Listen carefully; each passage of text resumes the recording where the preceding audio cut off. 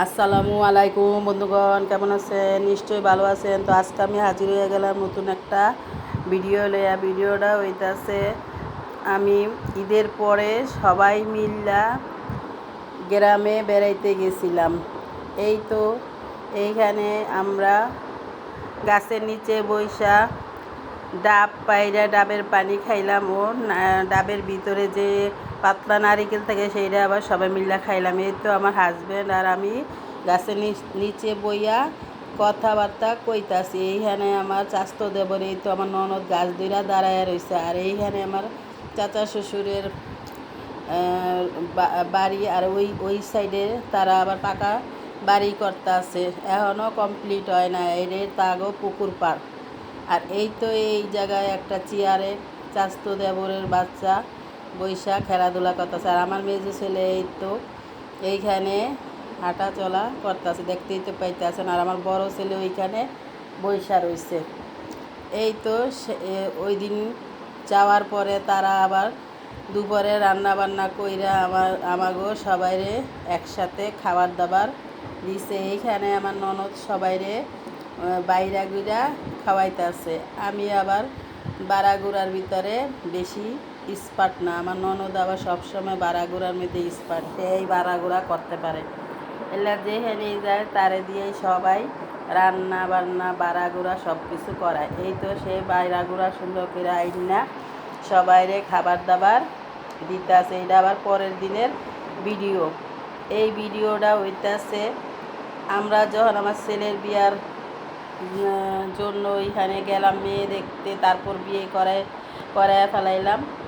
তো ওই আগের ভিডিও, এইটা বিয়ের আগের ভিডিও। কয়েকদিন ওইখানে থাকার পর আমার ছেলের জন্য মাইয়া দেখতে যাই, তখন পছন্দ হয়ে যাওয়ার পর ওই যে বিয়ে হয়ে যায়, ওই ভিডিওটা সারি। আর এই ভিডিওটা দিতে পারি না, এখন এই ভিডিওটা আপনাদের লগে শেয়ার করতেছি। এই তো আমার আরেক চাচা শ্বশুরের ছেলে দেবর এই তো পাকা ঘর দুয়ার বানাইতেছে। হপায় একতলা ছাদ দিছে আর নিচে রুম বানাইছে। আর ওই পাশে ওই টিন সেট এক চাচা শ্বশুরের, আর এই টিন সেট আরেক চাচা শ্বশুরের। আর আমাকে ওইখানে এখনও বাড়িঘর উড়াই নেই, খালি জায়গা পইরা রইছে। ঢাকায় আমাকে সব কিছু। বাড়িতে গেলে আমরা চাচা শ্বশুরের ঘরেই বেড়াইয়া খেলাইয়া আসি। তারাও অনেক ভালো, আমার চাস্তো দেওর চাস্তো যা তারা কয় তোমরা আসো না, কিনলে আসলেই তো ভালো লাগে। তারা সবসময় আমগর অনেক আদর যত্ন কইরা রাইন্দা বেড়ে খাওয়ায়।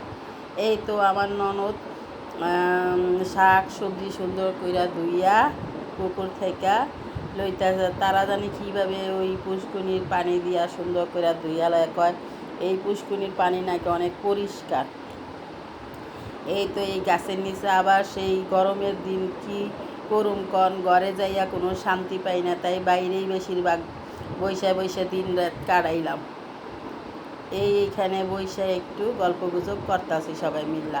আর এই তো শাক লাউ শাক কাইটা লইছে, আর এইখানে আলু কুচায়া লইছে, এরিয়া এখন লাউ শাক দিয়া ভাজি করব।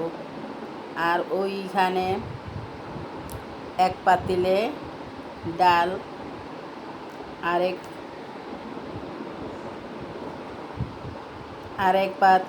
পাতিলে আলু কাইটা লইছে, আরেক পাতিলে আদা রসুন কুচায়া লইছে, আরেক পাতিলে দেশি মুরগি কাইটা লইছে।